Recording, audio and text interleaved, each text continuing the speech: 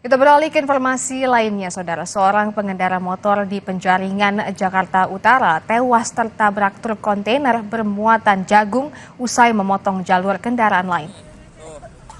Di sini nih, ini korbannya. Korban yang melaju dari arah Pluit menuju Jalan Latu Menten diduga memotong jalur kendaraan lain saat berbelok. Kendaraan korban diduga tersenggol saat bermanuver dengan kendaraan lain yang berada tepat di belakang kendaraan korban hingga terjatuh dan tertabrak truk kontainer bermuatan jagung yang tengah melintas.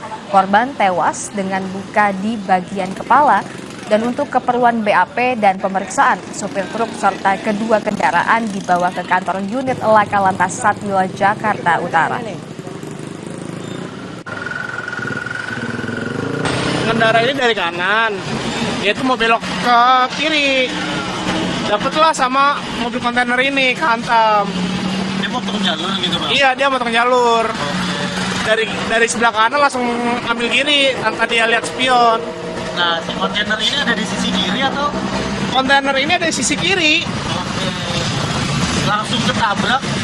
Kalau yang saya tahu itu dia tuh langsung kesenggol, langsung ikut sama ban kontainernya, Langsung kelindes. langsung melindas.